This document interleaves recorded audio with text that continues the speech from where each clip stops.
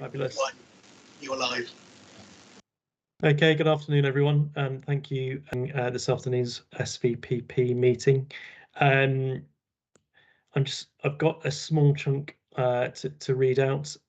So please note that the meeting of the Stour Valley and Poole Partnership Joint Committee is being live streamed, and the whole meeting will be recorded by the council to support the production of the minutes for the use of democratic services. In order to ensure the meeting is managed effectively, please could everyone present follow these ground rules for speaking. Only speak when invited to by the chairman, and mute your microphone when you are not talking. For the purpose of the meeting, I'm currently tested COVID positive, and so I can't physically be in the room. Therefore, I am going to throw it open to those members in the room if they would like to nominate a chair. Nikki, I'm assuming that I need a proposer and a seconder, so can I propose? Yes, certainly. Okay, Councillor Brenton. I owe you a bottle of wine.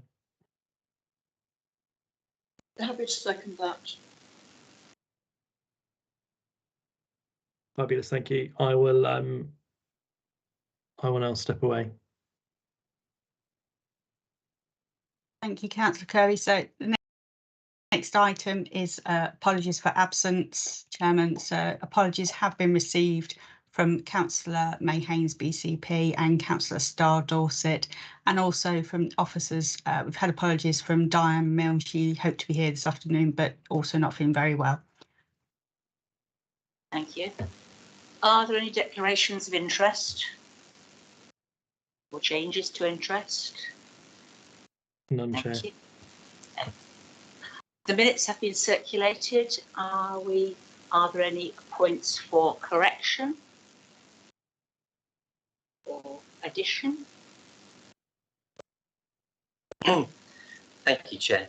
With regards to item 6, item C, where an invitation was given to the BCP portfolio holder responsible for the responsibility for the customer access team, I can confirm in response to that invitation, the Director of Customer Services, the Directors of Finance for BCP Council and Dorset Council attended Scrutiny panel, which evaluates performance on the 28th of September, and I'll be able to feed back the minutes from that meeting later. Thank you. Any other points on the minutes, or shall we accept them as correct record? Happy. Okay, right. Confirm the minutes.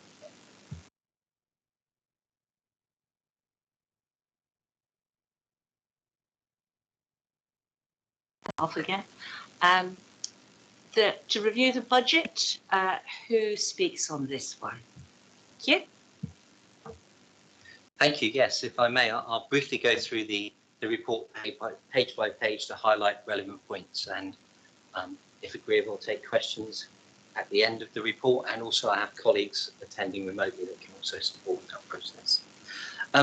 Firstly, performance is something that Joint Committee and Scrutiny Panel have monitored on a quarterly basis throughout the lifespan of the Stour Valley and Poole Partnership, and the report that was taken to the Scrutiny Panel on the 28th of September was actually detailed as the last report that would take place regarding performance monitoring, as we're now in the transfer functions of the SVPP, its dissolution back to each council being responsible. So that's the first item there, and Scrutiny Panel, I can say, reviewed on the 28th of September, and in relying to that, they reviewed performance of council tax, business rates, and the telephony service, and as I mentioned earlier, directors from each area of those services were in attendance, and I can detail more of that as we go through the report. Mainly, we're talking the key functions we've moved from performance into transfer. And I'm pleased to say at this point in time, transfers are taking place in the scheduled process without any delays. That's taking place. We now have, looking forward, some of the major service transfers as detailed in item 13 on page 6, which is collection and debt recovery on the 31st of October. And then the core functions of council tax and business rates, housing benefit and council tax support, and customer access telephony. So the main functions of processing transferring on the 30th of November to Dorset Council, and then telephony transferring on the 31st of December. Although items will transfer from a particular date, so for example, on the 1st of December, council tax and business rates corresponding to the east and north areas will go to Dorset Council, we anticipate there being a period of about approximately 1 month where they'll be dual running. So for example, the SVPP will be clearing the files that they still have, and Dorset Council will be undertaking new work. So very close working through that period. We have in some ways as SVPP concentrated resources at this point in time to make those transfer timetables. So once that's actually taken place, the primary function of the SVP will be clearing the east and north work and then concentrating on the BCP council work ready for that transfer, which will actually take place on the 31st of March 2023. So I'm pleased to say at this point in time, both councils and the board feel confident that the transfer timetable is meeting its expectations. When we move on to the summary of financial implications, item 23 details the current budget position.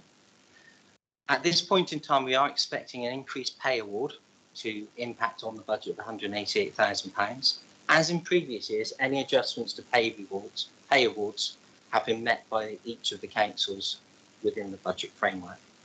We also have temporary contractors, approximately £96,000, and we have a pressure to the Stour Valley Enforcement Agency budget of approximately £65,000. So at this point in time, we're saying there's budget pressures of approximately £350,000, 190 of those being that plan to be met by each of the councils. And regarding the other pressures, as in previous years, we would look through the SVPP to mitigate those pressures as much as possible. I have attached the full report that was reviewing performance with Scrutiny panel to this document, and I'm happy to take any questions on there, but I can conclude that Scrutiny was satisfied with performance, including telephony performance and the improvements that were being made, and again recognising that those functions for performance will return to each of the sovereign councils. So I'm happy to take questions on any part of the report in the appendices.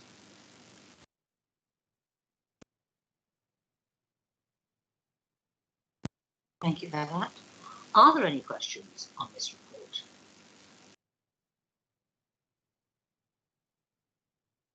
Councillor Brown. I better do it, otherwise it'll be a very short meeting. So, it's not going to be a long meeting, I don't think, is it? But yeah, I mean, it's actually around the performance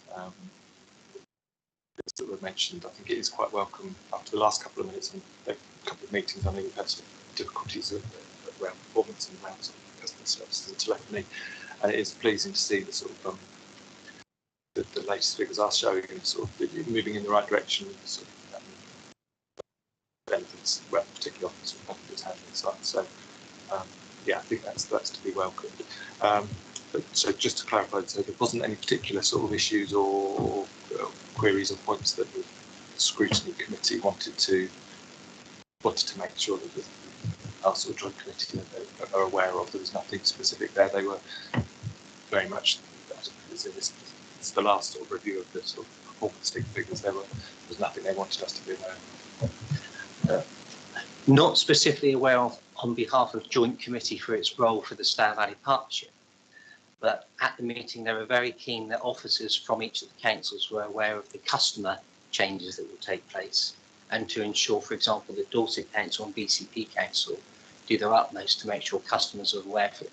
As example, the 0345 number, which is the number used by the SVPP, will end at some point in time, and to ensure as each phase of the transfer takes place that there's good communication with the public. So I would summarise that was the main, I wouldn't say concern of Scrutiny, because it wasn't a role of monitoring the SVPP, but to support the transfer timetable. So that would be my summary. And again, pleased to see the improvements in telephony responses. Thank you. Any other comments? Please, Yes, only really a comment.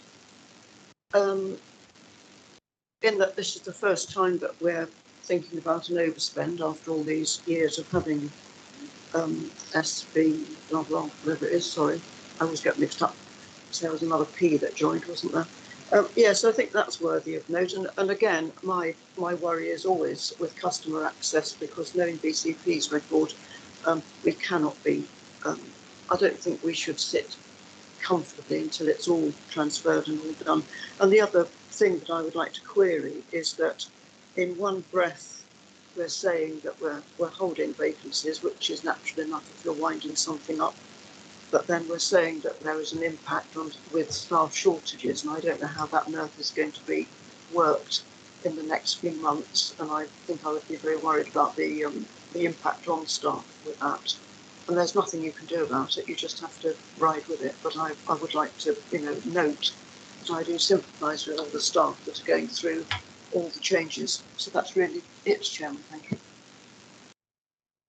Thank you. Yes, I was concerned that there were sufficient staff to do a clean takeover without too much deterioration in customer customer feeling when they phone, that you have sufficient staff still. As the partnership, we don't have sufficient staff to do the partnership functions. We will have sufficient staff to protect both councils financially at the end of the process, and hoping we have enough staff remaining for the BCP function. Dorset Council at the same time are recruiting staff, and the Director of Finance explained that to Scrutiny panel, that their intention is to recruit a number of staff to take on the work, and that is underway at this point in time. But again, the main function for SVPP is to ensure that we continue with our services until those responsibilities fall to each council. And I think, as you've said, members, that's been one of the main concerns now, is looking forward rather than looking to what we're doing at this point. And quite correctly, yes, this is going to be probably our first year where we may have to talk to the board about overspend. Thank you. Any other? Oh, Councillor Ryan. Yeah, actually, just a question that one of the bits in the report, slightly different subject, the enforcement service bit, because I know from the budget bit that it's looking at a budget pressure of 65,000, whereas obviously the intention always of the Stour Valley Enforcement Agency was to return an income to the overseeing authorities by operating that part of the service. So I don't know if there's anything you can add about the nature of that budget pressure that's affecting us.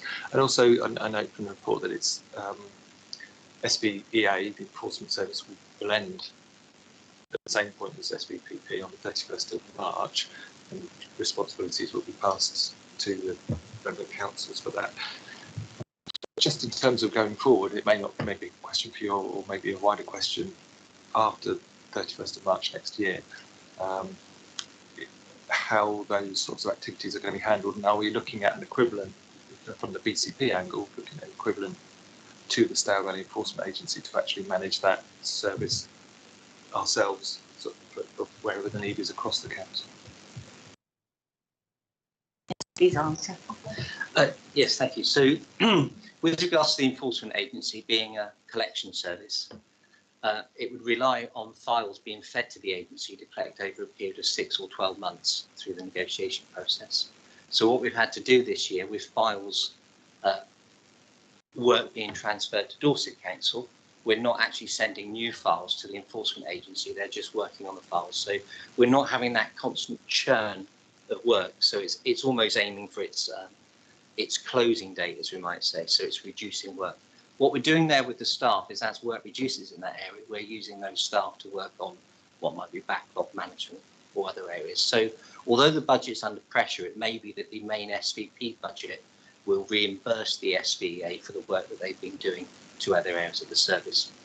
With regards to the SVPP, it's been confirmed that all staff employed by the SVPP are BCP employees, and they will all transfer into BCP Financial Services, which Adam Richards is the director of that area. And it is the intention in the structure that comes forward at this point in time to have an internal enforcement function for BCP Council. So it won't be termed as a Stour Valley Enforcement Agency, it may form part of a BCP Council tax and benefits collection service. Can I just Yeah. to respond to that? Yeah, I think that's quite welcome because I think it's been beneficial having that enforcement agency within SVPP, and there's obviously been learning there and contribution from that service. And the last thing I'd want to see is all that sort of experience and learning lost, and then it just goes back within the internal council departments, and we lose that sort of the benefit of that. So it's reassuring to hear that's we'll be looking at that sort of function within the sort of BCP area as well, because I've long believed it's not just for sort of benefits and council tax, but it can be used more widely by other departments to sort of effectively buy into that service or subscribe to that service within the authority rather than to private arrangements. So yeah, that's reassuring. And then just the other budget pressure areas that you mentioned around the can't see the figures, about 188,000, wasn't it, around the pay award. Where are we? Is that so? That's currently a pay award offer by the employer. So it may come in at that, or it may come in above that. Is my understanding, depending on what sort of where that finally settles. And those pressures will then be met by the Dorset Council BCP as required. And I guess those will just be within those authorities' budgets will be budget pressures that have to be met through whatever means within those authorities. Chair, if I may, just to confirm, I think the main two unions, I think they've issued a minded to accept kind of offer, so I think we're relatively close. And I think you're right, this would be a budget pressure over and above that was assumed in the budget. I think in Poole's example, not Poole's example, BCP's example, we recognise that we allow for a pay award of 3.1% across the board. This offer equates to something like just under 6% increase. That creates a in-year service pressure, along with the other cost of living pressures, which the finance update reports to Cabinet and Council have looked at the mitigation strategy for.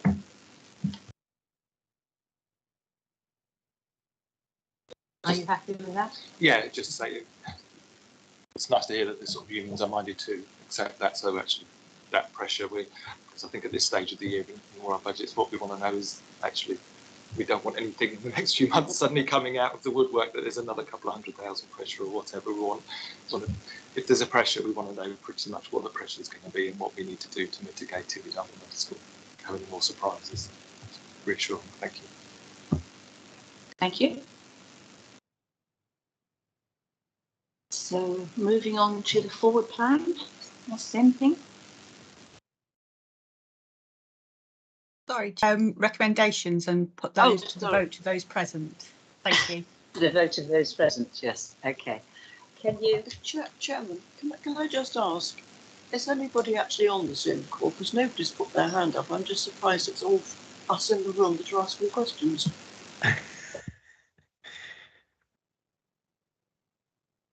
Chair, I'm happy to contribute. Okay. I just there as well. Yeah, I think the issue is, Chair, is that as we full well know, this is the sad side of the dissolution of the SVPP. We've been here and we've done it to death, and it's quite a short agenda. I just want to rock through this. If you see what I'm saying, I just want to pull this plaster off, and get it over and done with. I think that there's no comments from me with regarding to the figures. I think they're all, and I think that everything is coming through is satisfactory or has been explained by Mr. Hudson. So, yeah, I'm happy. Yeah. I've got the full recommendations in front of me. Are we all in favour? Yes, Chair. Happy to propose if they're on block.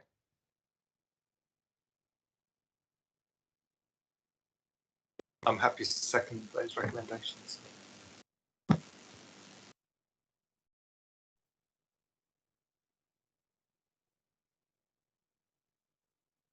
Okay, recommendations accepted. Thank you.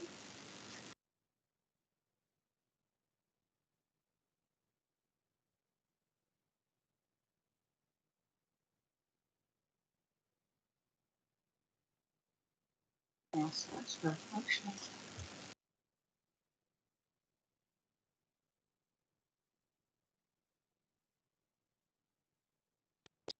Chairman, just the forward plan.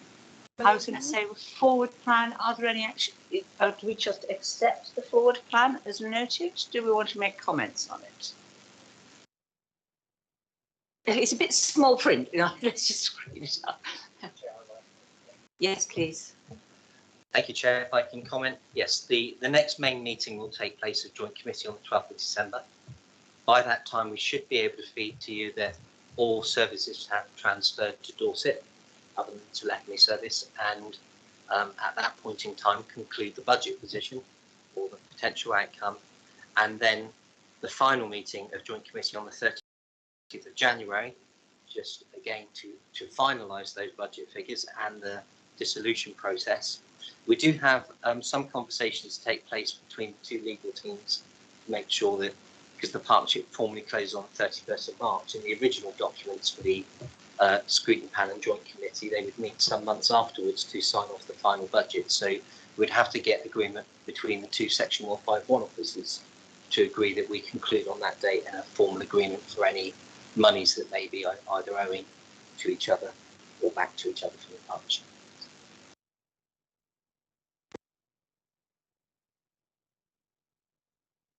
Grinding down.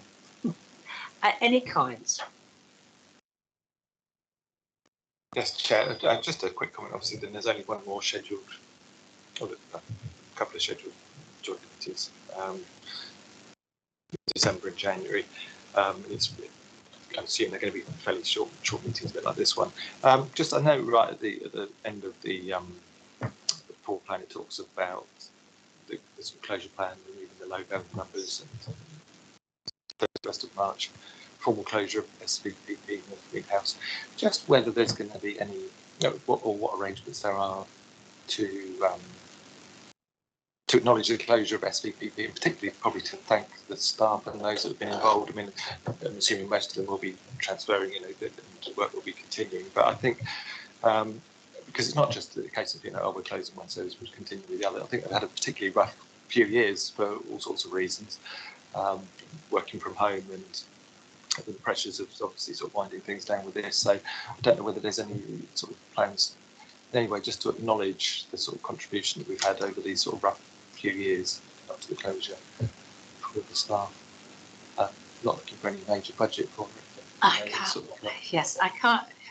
I'm sure they can't. We can't do anything too extravagant, but I should think they could do with a sort of medal of some description, a ribbon a badge to be sewn onto their lapels. I think it'd be nice to have some sort of formal recognition of the closure for those that have been involved in it, and I'm not sure what that would be.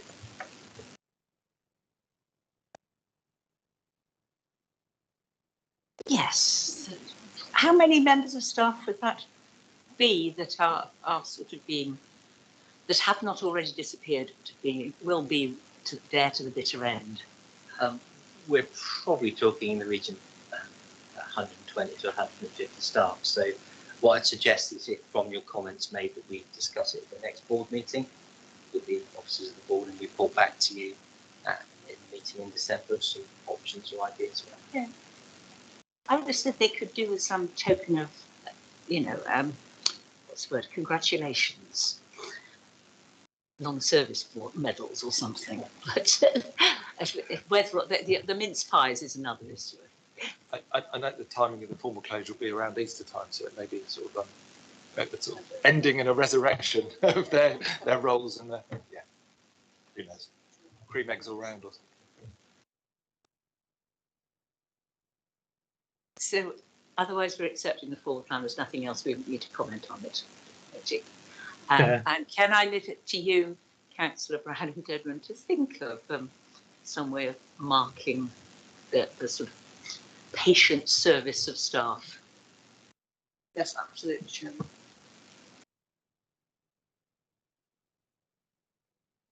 If that's, are there any other businesses that we should discuss? Nope. Right. Councillor Kirby has his hand. Sorry. No, not at all. I know it's difficult when when it's all online. Just that to reiterate, Councillor Brown, he's absolutely right, and I'm happy to stick my hand in my pocket to a small amount, but I think it needs recognition, and I think it might be worth just putting together a date with Mr. Hudson and the rest of the team, so we can formally thank all the staff. That's all. Thank you, Chair. Thank you.